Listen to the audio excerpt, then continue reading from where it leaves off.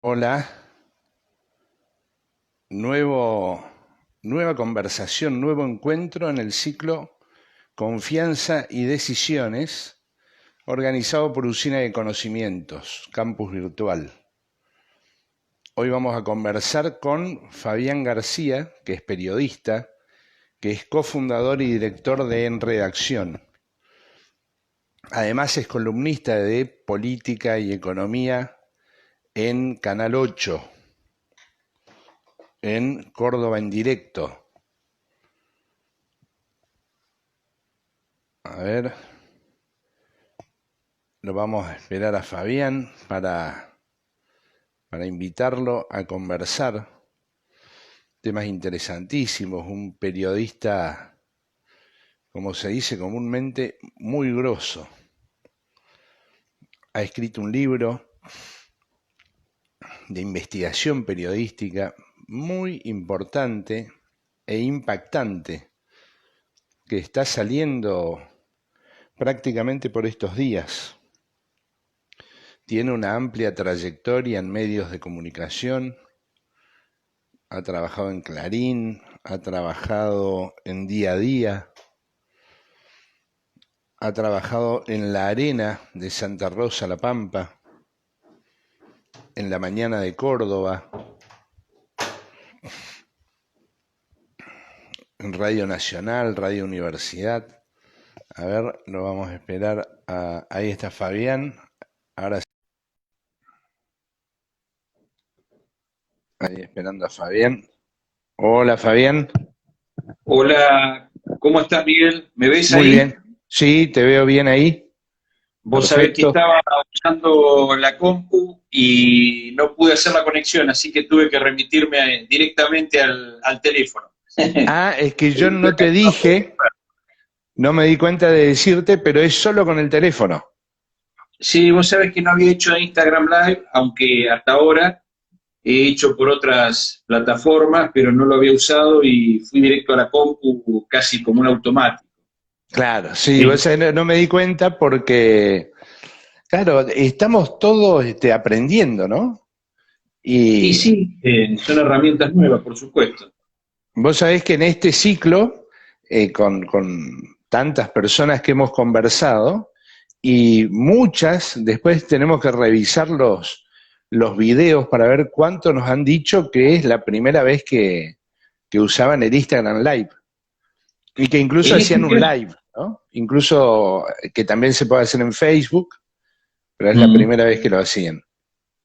sí, en mi caso con Instagram es la primera vez porque es la única plataforma que uso bastante poco, dado que, bueno, por una cuestión de tiempo yo uso más Twitter o Facebook, y bueno, por las cuestiones de tiempo laboral, de lectura y demás, la tengo a la cuenta, la uso cada tanto, pero no es la que uso más regularmente. Y en general, Claro, bueno, viste, me ocurren estas cosas. A veces uno eh, no conoce, pero no usa todas las herramientas. claro. Además, lo interesante también es que Instagram ha ido teniendo cambios importantes. Es una de las redes que más ha crecido. Ya dejó de ser, en un momento se decía, no, es nada más que para divertirse, entretenerse y de adolescentes o muy jóvenes.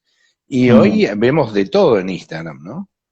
Vemos, qué es un Pacho O'Donnell, por ejemplo, que sale en unas fotos haciendo así, ¿sí? Mostrando el físico porque hace pesas, entonces muy gracioso y no deja de ser el Pacho O'Donnell, historiador, escritor, muy interesante. Totalmente, es otro costado, y obviamente, como siempre solemos decir en comunicación político, se suele decir, y también en comunicación en general, cada red, cada plataforma tiene su propio expertise, su propia base de mensajes, su propio modo de construcción de contenido y también su propio público. Lo que pasa es que ahora, digamos, contrario, como bien decías vos, evidentemente se ha ampliado y se ha generalizado, tanto por grupos etarios como por grupos sociales, pero lo que sí es distinto claramente es el modo de comunicación, es el mensaje. Claro. Bueno, estaba comentando antes mientras hacía la conexión, que dirigís en Reacción, sos cofundador, pero además trabajaste en varios medios importantes, ¿no? Y le agregué un periodista grosso, como se dice comúnmente. Bueno, eso muchas gracias. Sí, digamos, la experiencia, yo comencé a trabajar en el año 86, en realidad fin del 85, el 25 de diciembre de 1900, no, 86, está bien, 86. O sea que estamos hablando de largo tiempo, 34 años prácticamente. Claro. Así Y ahí nomás que te tocó la Semana Santa, 87. exactamente, sí, 87, Semana Santa, y bueno, todos los acontecimientos que esta Argentina ha dado, desde los saqueos del 89, todo el menemismo, la crisis de 2001, eh, también todo el proceso de las presidencias de Néstor y Cristina Kirchner. Digamos que ha sido un largo proceso. En el camino, bueno, he trabajado en distintos medios, distintos soportes. Yo he trabajado ya a esta altura en los 4 soportes que hoy tienen los medios de comunicación, tanto el televisivo como radial, como gráfico, y hoy como web, que es un multimedial que, bueno, reúne, según el medio, todos los soportes anteriores, o alguno de ellos, según el medio en el cual uno trabaja. Así que, bueno, la experiencia en ese sentido ha sido rica, interesante, variada, y los hechos históricos que me ha tocado, bueno, participar o cubrir, esas partes de ese lugar, bueno, han sido ricos porque esta Argentina es muy rica en contenidos y hechos de carácter político y económico, y también deportivos y sociales, pero es una sociedad y un país muy rico en ese sentido. ¿Y vos crees que somos más conflictivos que en otros lugares? Viste que a veces hay una mirada muy, digamos, donde nos castigamos mucho, ¿no? Esto pasa en la Argentina y no en otro lado, esto solo a nosotros, siempre es con un sentido negativo, peyorativo. ¿Lo ves así o...? Yo creo que tenemos nuestras particularidades porque los argentinos como los italianos del sur, los italianos en general, o los españoles, somos de expresar, digo, es una base, digamos, sobre todo en la pampa húmeda, muy importante, digo, de carácter, de cultura, eh, hace que seamos expresivos, somos de salir a expresar. Eso hace parecer que seamos conflictivos, pero en general en todos los países está demostrado que suceden cosas, quizás nosotros un poco más por este carácter que tenemos, que hace que rápidamente expresemos descontentos o alegrías, y bueno, eso se expresa también en la cultura política y social, y eso es lo que me parece que hace que nosotros tengamos ese aura de sociedad mucho más activa o conflictiva que otras. De cualquier manera, eso por un lado. Y lo otro que me parece es que la sociedad argentina también, por su experiencia, ha encontrado opciones con resultados positivos a partir de expresarse, de demandar, y ha tenido canales políticos que se basan en eso. Entonces, esa experiencia positiva ha hecho que expresarse, manifestarse, sea una cuestión tomada de modo positivo, que hace que también las generaciones que siguen a cada una de las que lo va haciendo y construyendo, lo mantengan. Y la otra es el carácter nuestro. Nosotros, ante la falta de recursos, esto es lo individual, digamos, los argentinos somos muy creativos y hacedores de muchas cosas a la vez. Entonces, en cualquier actividad que hagamos, el científico, el periodista, el comunicador, el metalúrgico, el industrial, quien sea, eh, hace que, digamos, tiene en su expertise la capacidad de resolver muchas funciones. Esa idea de que podemos hacer todo también hace que nos expresemos de un modo mucho más activo. Creo que está eso en el ADN nuestro y es parte de lo que hace que los otros, de otros lugares, nos tomen mucho en cuenta. Tenemos un carácter que empuja, un carácter que si no está resuelto tratamos de resolverlo, y eso es positivo en otras culturas que son un poco más quedadas. En eso nos diferenciamos, creo yo, y de modo positivo. Pero también hace que, digamos, la desventaja es que nos expresamos demasiado a veces, y también que no tenemos especialidades marcadas, o nos cuesta tenerlas. Entonces, eso en algunos momentos del desarrollo, en algún punto donde uno, que tiene que ver con la charla de hoy, de confianza, de liderazgo, de decisión, hay un punto donde la falta de especialidad corre en contra, sobre todo cuando uno ha pasado el pelotón medio de los competidores.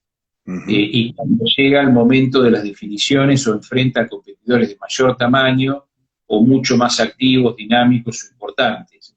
En ese momento puede ser una mala pasada el conocer todo. Si uno no tiene la especialidad plenamente desarrollada y el conocimiento del campo donde va a jugar, puede dar una ventaja. Ahora, si la situación es crítica o situaciones de carácter, llamémosle incidental, que hay circunstancias que actúan sobre el escenario donde se desarrolla esa competencia, ahí la ventaja es nuestra. Sabemos resolver muchas cosas frente a una situación no prevista. Claro, interesante mirada, porque además vos lo ves como una perspectiva integral, ¿no? O general. Podemos decir que globalmente esos somos los argentinos.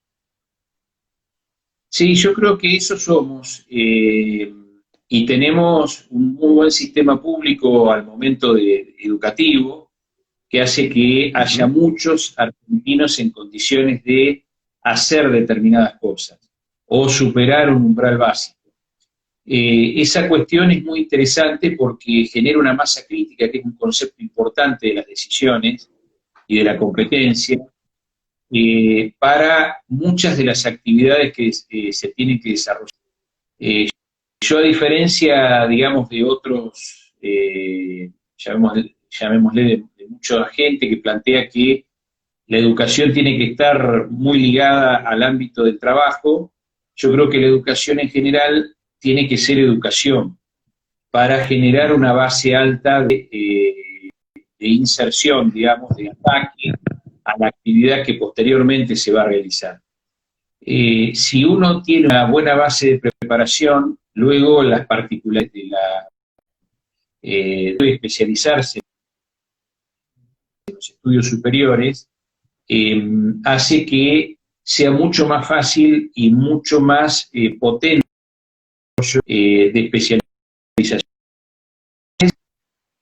Genera el hecho de digamos, lo que sería educación primaria y secundaria, los dos primeros niveles, que al ser general y humanista en general, como concepto, nos permite partir de un conocimiento de los contextos que son muy relevantes, actuación en cualquier. Bien, Entonces, ahí está conectando, a ver. A ver, yo te escucho bien. Bueno, ahí está. Ahora sí. Se había como entrecortado un poco. Perfecto. No, decía que la educación en los primeros niveles, digamos, hasta el secundario, de carácter general, es una educación que nos permite a los argentinos, pese a que hay poca conexión con el trabajo, tener en los que, digamos, no tanto por ahí, digamos, hoy está en discusión la calidad general, pero sigue siendo comparativamente una muy buena calidad de educación con otros países similares al nuestro. Esta cultura general que el argentino tiene es una cultura muy importante, o un valor, una virtud, una condición muy importante frente a las situaciones de contexto a las que debe enfrentar. La especialización, que serían los estudios superiores, o la inserción en el mundo laboral, que da las condiciones hoy de que ya nadie se prepara o estudia para una sola cosa y vive toda la vida de eso. Si uno supone esta condición como una condición de la vida humana y de la hoja de ruta de cada individuo, esa especialización que viene después de estos estudios básicos es la que nos tiene que dar la capacidad de competencia particular, pero el hecho de tener una muy buena cultura general o una educación de carácter general muy buena nos permite afrontar distintos escenarios y comprender mejor el contexto. Cuando esto sucede así, es decir, cuando uno llega a esa instancia de especialización con este nivel de cultura. Esa cuestión me parece relevante porque los contextos son relevantes en la acción de las distintas actividades que se realizan en la economía del mundo y en la cual nosotros nos insertamos. Sin tener en cuenta los contextos, las decisiones son incorrectas, porque no tiene que ver con la capacidad plena que uno pueda desarrollar, sino cómo esa capacidad interactúa con el contexto. Entonces, los dos factores son determinantes, y me parece que esta condición general de la educación básica en Argentina nos permite o nos da un diferencial respecto probablemente de otras culturas, que tienden más a la vinculación con el mundo del trabajo desde temprano, y a la especialización, por lo tanto, desde temprano. Contra esas culturas nosotros tenemos alguna ventaja. Claro. Mirá qué bueno. Y esto se ve en la política, por ejemplo, porque te escucho, me gusta mucho esa descripción, coincido, pero después cuando vamos a ver la política, como observadores, diría como simples ciudadanos, ¿sí? El ciudadano que mira, lee algunas cosas, pero no está totalmente empapado de la información más detallada, no aquel que es más activo, digamos. Cuando se observa esto, a veces lo que deja ver la situación es que falta un tanto de educación política democrática, ¿no? Es decir, estamos más para rechazar la opinión de otros que opinan diferente que para buscar algún método de consenso o alguna mirada objetiva, esto me gusta pero esto no, alguna cosa un poco más equilibrada, armónica. Entonces ahí es como que no se ve esa educación reflejada. ¿Es así? No, yo creo que ahí tiene que ver con los ejemplos. Digamos, cada zona de interacción tiene siempre ejemplos que la van moldeando. La cultura es una construcción cotidiana de las que realizamos las personas y las sociedades. Una construcción que se compone de la acción de todos sus protagonistas y actores, aunque no lo sean como protagonistas, a veces son actores pasivos. Pero depende de los ejemplos y de los actores más importantes o con un carácter protagónico más relevante. Yo tengo la teoría en este caso que la burguesía argentina, hay dos factores que me parece que inciden en esta cuestión de la falta de educación, digamos, primero para ver desde el lugar de espectador y partícipe a partir de esa posición de espectador social, pero por otro lado, el escenario donde se desenvuelve. En el escenario donde se desenvuelve esta discusión y esta puja, me parece que la burguesía argentina es una burguesía que por su, digamos, la primacía del sector dominante, empresario, es el sector agrario, que es un sector extractivo. Ese sector tiene una cultura justamente mucho más directa y lo que uno diría mucho más bárbara, mucho más violenta en la apropiación y extracción. Como bien lo dice el nombre, es una cultura extractiva. Más allá de la industrialización de la actividad agropecuaria que implica la nueva tecnología y los nuevos modos de producción, sigue siendo una explotación de carácter extractivo. Esa primacía sobre los demás sectores burgueses, el industrial, el de servicios, hace que nuestra burguesía, que es la que debiera, como sucede en cualquier sociedad del mundo, determinar las pujas centrales y ordenar esas pujas, es una sociedad, digamos, política con pocas reglas, porque está acostumbrada a un trato más vertical, a un trato más, como decía, más violento, más directo, y donde la mano de obra que se utiliza es de menor cantidad, digamos, es mucho menor, y entonces el trato y la organización que tiene, y la capacidad de disputa que tiene de sus propios recursos, hace que sea menos proactiva en el debate particular de ese sector. Entonces ese sector dominante transmite las condiciones al resto. Y eso es lo que me parece que vuelve, digamos, como ejemplo, hace que la sociedad política, en términos del que propone, no sea una sociedad proclive al consenso, sino proclive al choque. La contracara, que es el movimiento obrero argentino, que tiene representación en el peronismo, mayoritariamente, ha tenido que pararse o existir en el marco de esta confrontación con un sector poco proclive al diálogo, por su propia forma de producir. Esta discusión se ha trasladado al sistema político. Entonces, es un sistema político conflictivo y que tiene pocos puntos en común o en contacto. Esta cultura nos atraviesa. Si uno va más atrás también, pero en la moderna, que podría ser diferente, no lo es. Y yo creo que es porque la cultura de la burguesía industrial y su desarrollo en la mesa de la negociación es menor. Su papel, su rol, y por lo tanto tampoco tiene un proyecto de país tan inclusivo que obligue a construir consenso. Es más vale un sector subordinado del anterior grupo, o el grupo dominante del sector agropecuario. Esto por un lado. Y por otro lado, esto es trasladado como ejemplo al cuerpo social, que está acostumbrado al famoso dicho, también en este caso campesino, lechón que no llora no mama, o el lechón que no tira no mama, porque ha sido así. La cultura ha demostrado que más que dialogar, hay que pelear por la teta del alimento.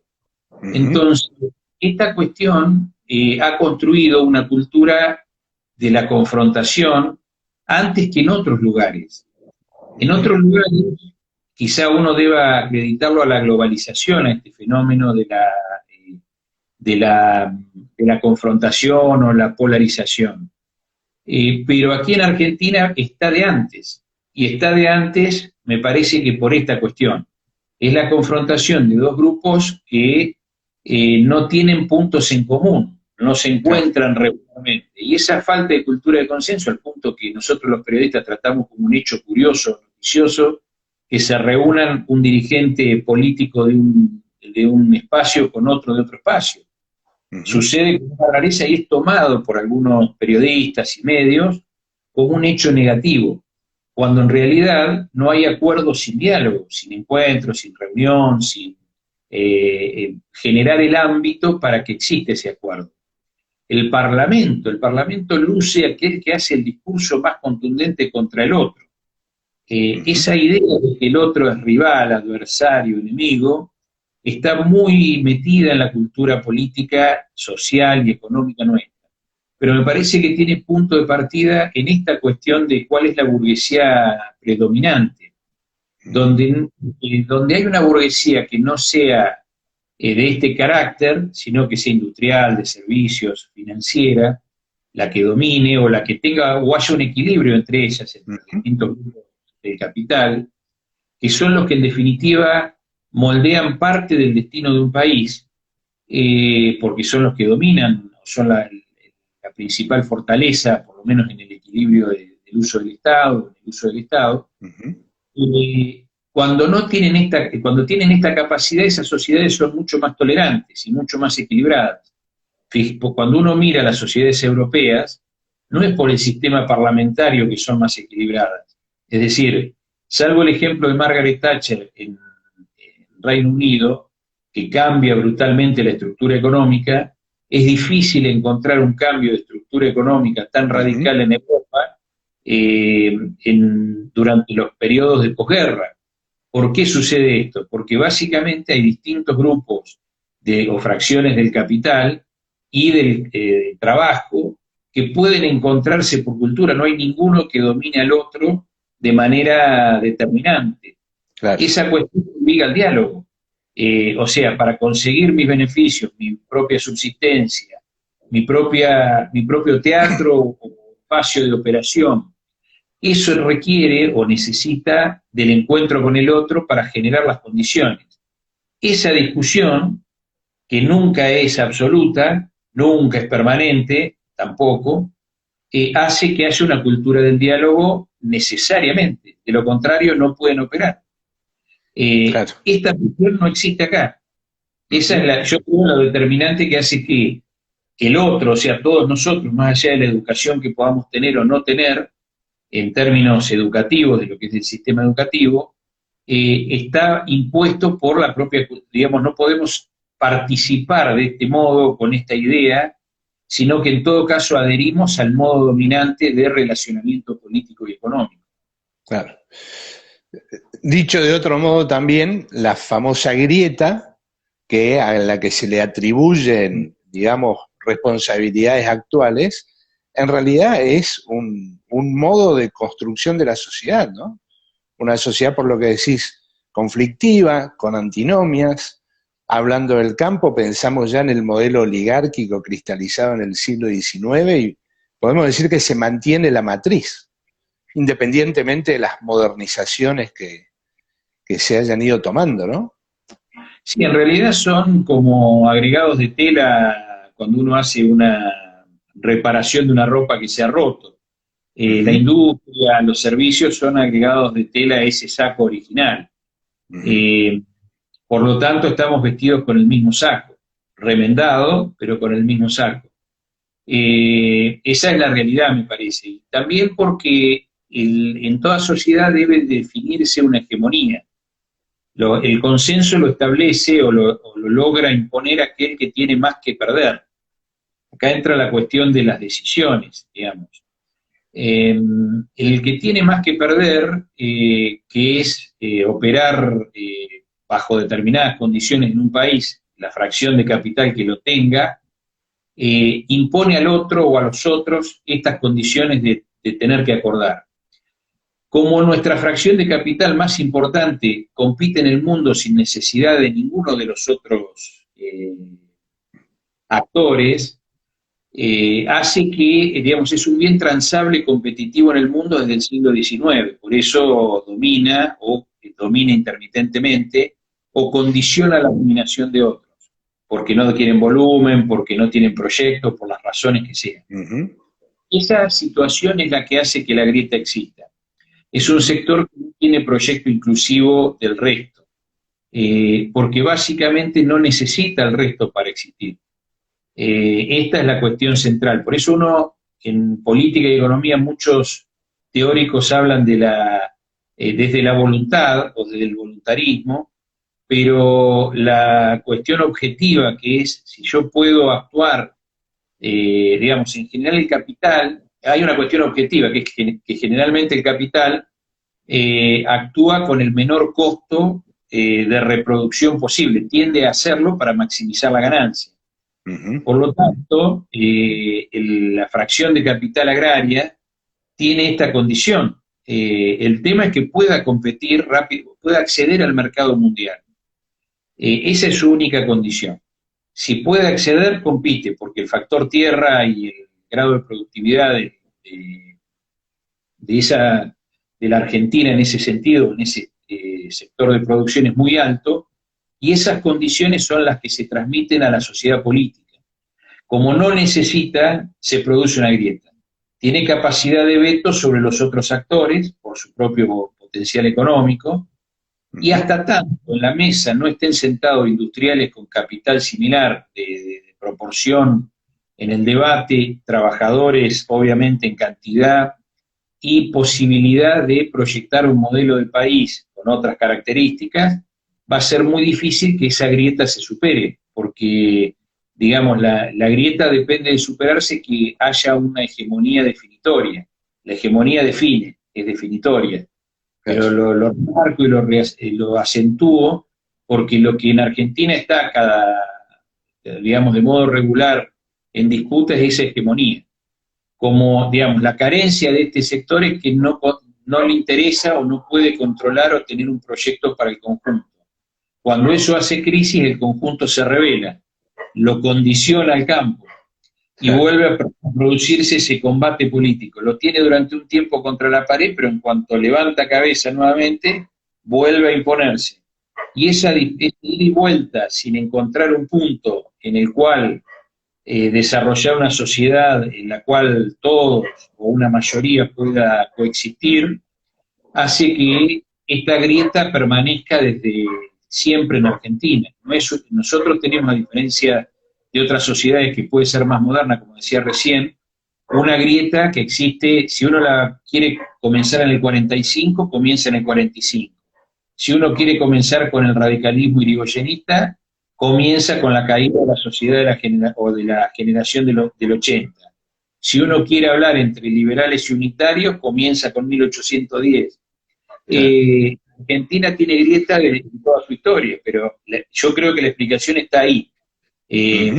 No vamos a tener en tanto y en cuanto los sectores de capital ligados a la industria y a algún otro bien competitivo, como pueden ser los servicios ligados a la tecnología, no desarrollen un volumen y una capacidad o sea, una escala en primer lugar, y segundo, a eso me refiero con volumen, y segundo, una capacidad de inserción en la economía global relevante. Si esto no sucede, o sea, si no hay jugadores con volumen porque digamos, es como yo uso para las decisiones y el análisis mucho el básquet. Si uno tiene un jugador que mide 2 metros y otro que mide 1,80, el aro está más cerca, y si la habilidad física es parecida, el de 2 metros va a ganar sobre el de 1,80. Claro. Esto es así, digamos. Entonces, este es un partido donde la mayoría de los jugadores que quieren entrar a la cancha miden como yo, como vos, entre 1,70 y 1,75, no más. Claro. Y del otro lado hay jugadores, los 5 son de 2 metros, 2,5, 2,7. Claro. En este contexto el resultado está cantado, salvo que se corte la luz, que se suspenda el partido, que alguien de nosotros maneje el tablero. De lo contrario, el resultado está cantado. Me parece que esto es lo que alimenta la grieta, Miguel, en gran medida. Bien. Y has sacado un libro, Makentor, Crónica de un saqueo. Los oscuros negocios de Supercemento, Franco Macri y el Estado. Tiene que ver con esto también, porque ahí estamos hablando de una burguesía industrial que, por lo que he leído, no he leído todavía el libro, pero sí he leído los comentarios y la presentación. Y claro, por lo que comentás ahí, esa burguesía industrial que se va constituyendo, fortaleciendo, también lo hace al calor de la propia conflictividad, de las propias contradicciones, de las alianzas, en definitiva, que ha tenido el sector del campo también con militares, con la iglesia. Es decir, que se han mantenido los grandes grupos de presión, los factores de poder, casi de un modo permanente, ¿no?, en la historia argentina. ¿Hay algo de eso ahí en este caso? En este caso, el que, digamos, está contada la historia desde el ángulo del perdedor. En consecuencia, está contado todo esto que vos planteás. El perdedor no pudo, en este caso Makentor, Natalio Kirchner, que es el principal personaje de Makentor, no pudieron derrotar a todo este entramado que vos señalabas. Esta es la realidad. Justamente una de las características del Estado, cuando predomina una fracción de capital de las características del agrario, es el Estado prebendario. Es decir, los que se desarrollaron a la par del capital agrario son los que pudieron tomar una cuota de los recursos del Estado. Y esa cuota que tomaron, que uno le llamó durante mucho tiempo la patria contratista, vos te acordás que era un término usual, digamos, los que recibían la promoción industrial y ponían fábricas con rueditas, era otro de los modos de denominar, digamos, lo que sucedía, en el sentido de que se ponían en una provincia, pero no producían en esa provincia, sino que ponían la fábrica para tener el subsidio impositivo a la teórica producción que tenían. Montones de situaciones irregulares que esta Argentina ha dado, muestran que hay un modo de organización del Estado de carácter muy clientelar. La derecha o centro-derecha política argentina lo critica en relación a los sectores empobrecidos o sin trabajo, y les dicen efectivamente choriplaneros, o que no trabajan, o que son vagos, pero en la Argentina hay clientes del Estado que no son pobres, no han estado empobrecidos, pero que se han beneficiado claramente con la misma cultura, si uno quiere, es decir, que el Estado subsidia su existencia. Esto es parte porque, digamos, este desarrollo tiene que ver con el modo de construcción vertical de la fracción que domina en general, no de la fracción que cada tanto lo saca del poder, que es la más ligada al peronismo. Es justamente lo contrario. Una y otra tienden a equilibrar lo que son sus beneficiarios. Si esto es una ley, una lógica, el partido político que representa, vamos a poner una cuestión hipotética, al que no tiene plata y el que representa al que tiene plata, cuando llega al poder tiende a favorecer a sus votantes. Es una cuestión obvia y lógica. Uh-huh. Entonces, esto es lo que ha sucedido también en Argentina, y parte de lo que cuenta el libro tiene que ver con esto, mostrando que esa burguesía más parasitaria, más ligada al Estado, a la renta del Estado, ha sido permanente, es un elenco permanente de la Argentina. La historia de este libro va desde la década del 50 hasta principios de los 90. No es solo la dictadura. Muestra el modelo, digamos, de la empresa que pierde y de la empresa que gana.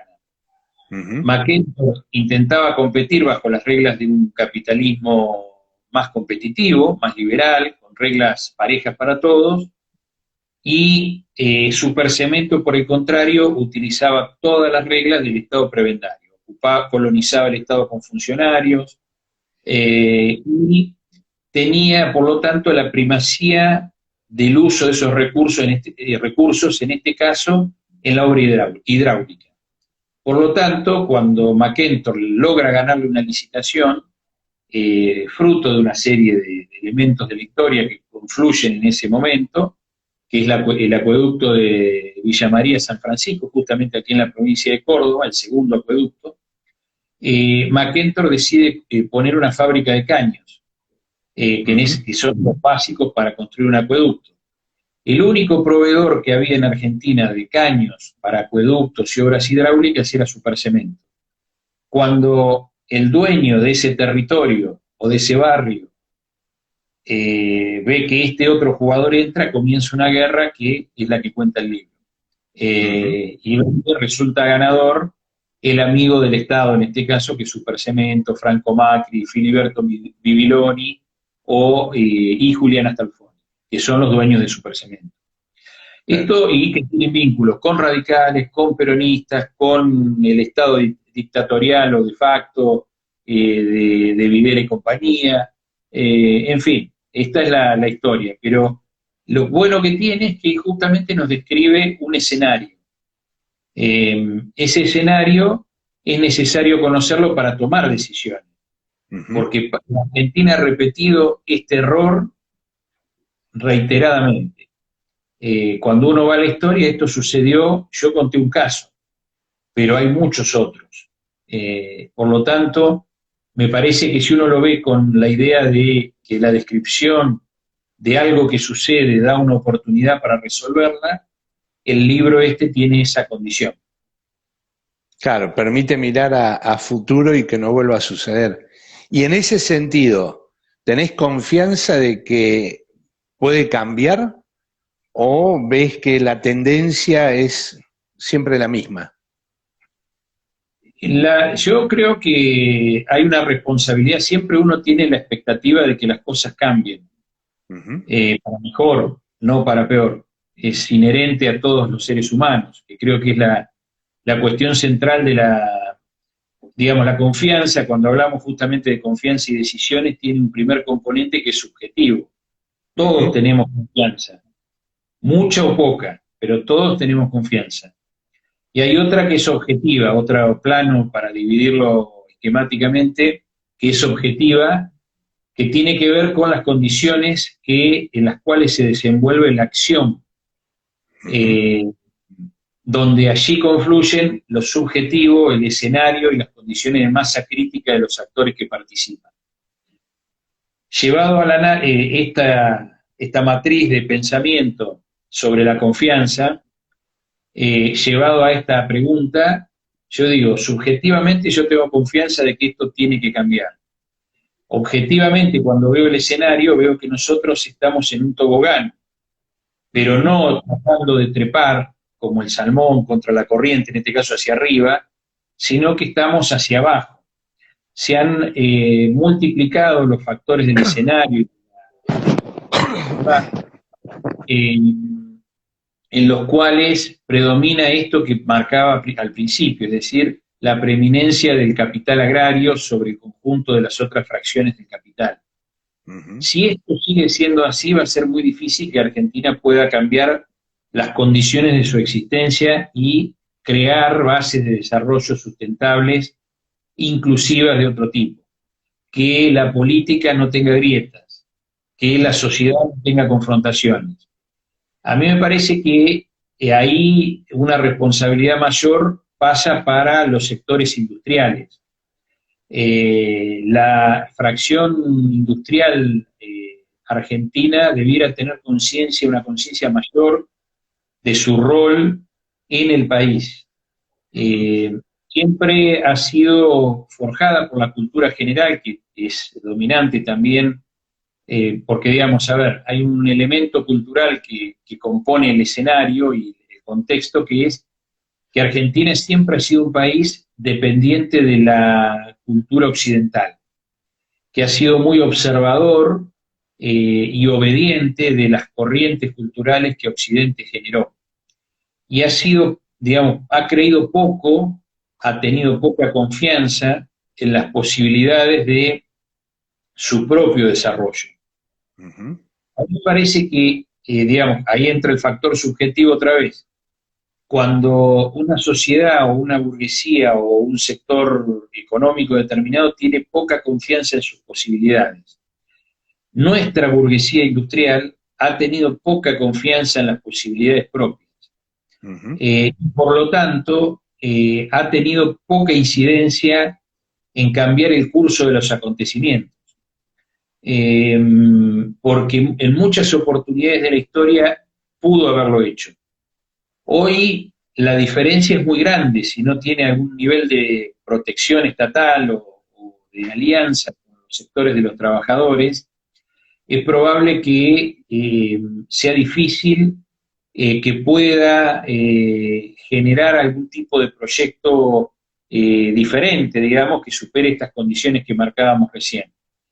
Entonces, yo creo que tengo expectativas positivas, pero también entiendo que la cultura que ha dominado a la industria y a la nueva y al nuevo sector de servicios tecnológicos, que es muy incipiente y muy pequeño y que produce muy poco valor todavía en comparación con el resto de los sectores económicos, aunque creciente y generador de mano de obra en proporción respecto de los otros mucho más grande. Por ejemplo, si el Estado decidiera invertir más en este espacio de desarrollo que en nosotros, fruto de algún tipo de acuerdo de los distintos sectores, el resultado sería mucho más importante que poner la plata, por ejemplo, en la industria, si uno lo mira en cuanto a generación de fuentes de trabajo. Entonces, dicho esto, tengo una expectativa, pero creo que depende de muchos factores, y depende fundamentalmente de aprender de los errores de lo que hemos visto. Pero no alcanza con el conocimiento, también alcanza con la masa crítica que cada sector tenga. Si los sectores industriales y de servicios siguen mirando el mundo y no las posibilidades propias, es probable que repitamos los errores que ha repetido el capital agrario, que es estar pensando en el afuera y no en el adentro. Claro. Eso es lo que me condiciona de algún modo, trato de ver el vaso, digamos, esta idea de medio lleno, medio vacío. Lo veo medio lleno desde la expectativa, pero lo veo y del potencial que nosotros tenemos, por todo lo dicho también antes. Pero también hay que verlo medio vacío porque objetivamente el contexto no es favorable, porque en el mundo hay otros que nos han pasado, han ido más rápido, nosotros arrancamos mejor, pero otros nos han pasado en este devenir de la historia. y a su vez adentro tenemos un factor de capital cada vez más fuerte, no cada vez más débil, o un equilibrio de poder que sea, digamos, que haya mayor paridad en el poder económico. No la hay, por lo tanto, es complejo y uno debe esperar que sigan existiendo grietas y que sigan existiendo trabas a un desarrollo inclusivo. Claro. Uno de los problemas del periodismo, podríamos decir, en la relación con la opinión pública, está dado en que se lee principalmente lo que hace el poder. ¿Sí? Digamos, el poder es, en general, quien marca, podríamos decir, los temas de la agenda, la noticia, el interés. Y en todo caso, como segunda posición, un contrapoder, ¿sí? A ver, que eso a veces fluctúa, a veces son los mismos, pero ¿ves espacio para alternativas ya en esa mirada periodística, ¿no? ¿Quién está pensando en las alternativas o observando, generando la noticia? Bueno, hay distintos planos. Desde el punto de vista teórico, lo que vos planteás es posible. Desde el punto de vista, nosotros, digamos, económico, es mucho más complejo. Hay una ilusión que es que desde la existencia de las redes es posible alternativizar al poder original de los medios. En principio yo creo que esa es una ilusión. En términos teóricos existe la posibilidad, en términos reales, esa posibilidad es condicionada porque, al igual que en el otro escenario anterior, en el nuevo escenario, predominan aquellos que tienen más recursos, que los podemos analizar, que no son solo económicos, son simbólicos, y que son también de capacidad de generación de contenidos. Para la capacidad de generación de contenidos se requiere también recursos económicos. Por lo tanto en las redes como en el anterior ecosistema, predomina aquel que tiene más, por decirlo simplemente. Por otro lado, hay que analizar que, como en toda la economía del mundo, digamos, vivimos, digamos, en principio, coincidamos en lo siguiente: no hay alternativas económicas al modelo capitalista, planteadas en términos, desde los 90, digamos, las variantes de socialismo que existían como alternativa, en términos teóricos, están condicionadas por la experiencia, digamos, del resultado, en términos de masas o en términos sociales amplios, me refiero. Por lo tanto, ha predominado el modelo de acumulación capitalista, que tiende a la concentración y a escalas mayores para maximizar su propia tasa de ganancia. Esto es una cuestión básica del sistema, ¿no? Más allá de que estemos de acuerdo o en desacuerdo, esto sucede. Que esto es una condición, un elemento central, digo, esto sucede. No alcanza la voluntad para modificarlo. Cuando uno mira el escenario, dice, antes había 4 diarios en Córdoba, qué sé yo, estaban 2 diarios en Villa María, había diarios en Río Cuarto, en todos los pueblos de la Argentina había más de un diario. Había radio, había en muchos canales, había varios canales. La tendencia normal de esto, cuando uno ve esta situación que describí primero, es que vaya a haber concentración de medios. Entonces, si uno mira el escenario, hay concentración de medios. Y la va a haber en mayor medida. ¿Por qué? Porque la tecnología, contrario a lo que se dice, digamos, son mitos que se plantean también, la tecnología es más cara, es de más fácil acceso, pero la buena producción de contenidos requiere muchos recursos. Por lo tanto, no puede cualquier jugador producir contenidos a la altura de los que demanda la audiencia para ser contrapoder. Por lo tanto, yo creo que existen posibilidades teóricas de generar otros modos de comunicar, otros modos de influir, pero debe haber alguno de los capitales en manos de ese actor que decide influir desde otro lugar distinto al existente, ya sea económico, ya sea simbólico, ya sea intelectual, para poder influir, porque la base de la existencia de los medios o las plataformas de comunicación es la influencia, esa es la palabra clave. La incidencia es la segunda palabra clave. Entonces, para tomar una decisión en el sentido de lo que uno tiene que hacer, es uno tiene que tomar en cuenta estas dos palabras, influencia, incidencia. ¿Cómo podemos influir o incidir? Tenemos que analizar el volumen de nuestra masa crítica en alguno de estos factores que señalaba recién. El simbólico, por ejemplo, cuando uno dice, para poner un ejemplo, hay un político que tiene 1 millón de seguidores en las redes. Jimena Barón tiene 2 millones de seguidores en Instagram. Claro. O una actriz o actor equivalente a ella. Eso es capital simbólico. ¿Cuántos de los actores que se tiran al mundo de la comunicación de redes tienen el mismo capital simbólico? No hablo de capital económico, de capital simbólico.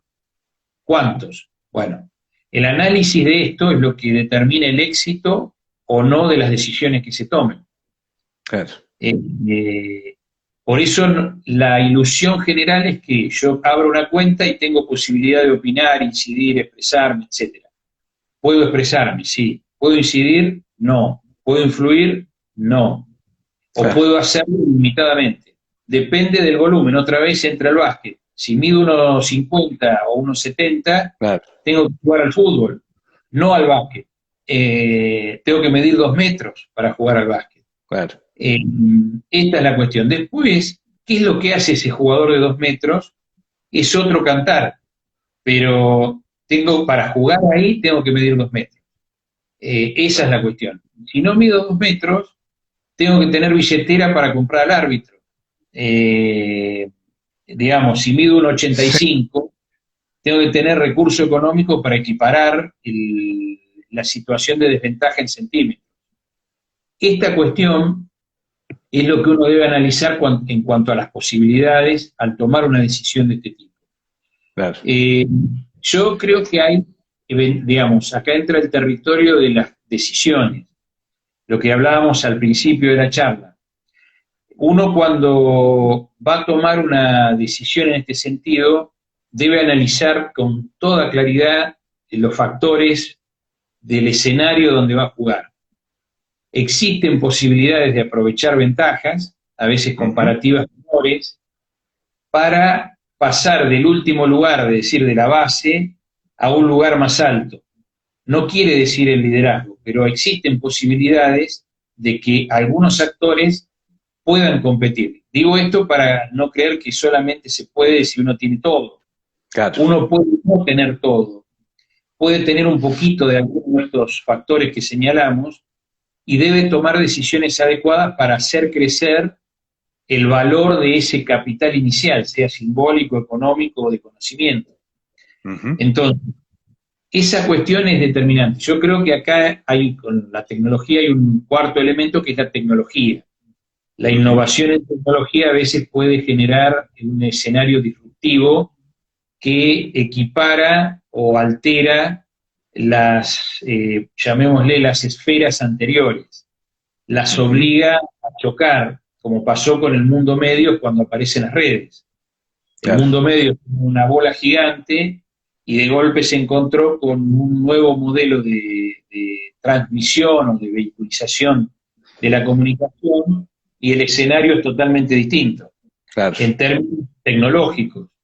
Por lo tanto, lo que antes era una habilidad de competencia se transformó en una inhabilidad en el nuevo escenario. Esta cuestión a veces puede ocurrir, pero no ocurre todo el tiempo. Ocurre como las tormentas, una vez cada tanto, o las tormentas fuertes. Entonces, esta situación también lo puede alterar, pero primero hay que analizar todo lo otro. Lo normal para la mayoría, y a veces para una generación entera, es que produzca bajo un mismo o una misma matriz, y por lo tanto, lo que valen son esos elementos o factores estables. y debe tenerlos en cuenta para tomar decisiones de este tipo. Lo otro es más académico, más de centro de estudiantes, más de club, más de amigos, pero Claro, no de incidencia real. La incidencia y la influencia real requieren de organización, y la claro. organización requiere de algunos de estos otros factores. Por lo tanto, no alcanza con decir yo quiero, sino que también hay que preguntarse si yo puedo.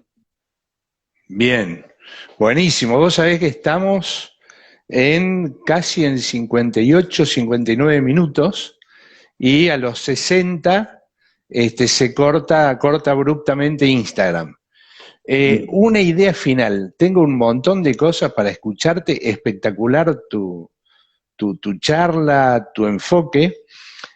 ¿A quiénes hay que leer? Así, tirate 3 nombres que digas, no es que hay que leer, sino que periodistas que uno diga, quiero estar informado, quiero saber qué pasa, quiero cierta objetividad. ¿A quiénes hay que seguir? Además de a Fabián García. Muchas gracias. No, yo creo que no hay objetividad. Yo Ujú, creo que lo que hay que hacer es leer variado. ujú, Yo leo siempre varios medios. Yo leo Página 2 y leo La Nación de movida. Leo La Voz del Interior, que ujú, por cuestión de la edad que tengo, digamos, uno lee un diario, ujú. y después picoteo en la ciudad los otros medios. Claro. Y después leo siempre diarios internacionales. Leo New York Times, leo El País de Madrid, básicamente como 2 diarios que leo regularmente. Todos los días eso es una regla, Bien. porque la variedad de información y de enfoques permite que uno compense según su propio encuadre, y pueda analizar con criterio crítico lo que sucede. No ¿Te hay vas a una... noticias o te vas más a opinión? No, yo me voy a mí me gustan, digamos, yo leo política y economía centralmente. Ujú, Leo información más que opinión. claro, Leo opinión cuando es algún intelectual que escribe una columna, en general, por una cuestión de tiempo, porque al claro. leer tantos medios no me alcanza el tiempo físico para hacerlo. ¿Cuánto tiempo le dedicas más o menos por Y la día? lectura todos los días, 2 horas, 2 horas. Eso ya es 2 horas, sistemático. es sistemático. Nocturno Y, o diurno. variado, leo a la mañana 1 hora y a la noche cuando termino de trabajar leo otra hora. Claro. Eh, Buenísimo. Fabián, ¿qué te pareció? ¿Te sentiste bien? de primera, sos un periodista, podés trabajar también como periodista, sin ningún Puedo, tipo de problema. puedo hacerme el periodista. La verdad, nunca hice entrevistas, sino que haciendo el ciclo, por ahí, viste, la idea creo que es que siempre la persona invitada pueda explayarse al máximo, ¿no? Entonces, a veces hay personas que, como vos, que has hecho un desarrollo espectacular, y a veces hay que preguntar más, ¿sí? Uno necesita también, y me pongo en ese lugar que a veces uno quiere pregunta, respondo, y un ejercicio interesantísimo, me parece. La entrevista es uno de los géneros más hermosos del periodismo. Primero que es básico, para todo hay que usarla, pero como Claro, género particular es hermoso porque podés hacer de todo, tanto lo descriptivo como lo interactivo, como la interpelación. claro. Eh, Todas las variantes están contenidas en la entrevista y es un género, a mí por lo menos me encanta también. Y por eso te decía, yo me sentí muy cómodo, pude charlar y pensar, reflexionar, que es lo bueno de estas conversaciones, y me sentí de primera, así que te agradezco mucho, Miguel, la posibilidad, y bueno, que siga yéndote bien con este ciclo que tenés abierto y en marcha. Buenísimo, Fabián, te agradezco mucho. Seguimos en contacto, permanente. Permanente, hasta todos los Dale. momentos, un amigo mío que conducía un programa de radio. Abrazo, nos vemos, Chao. Fabián. Saludos Bueno, a todos. gracias.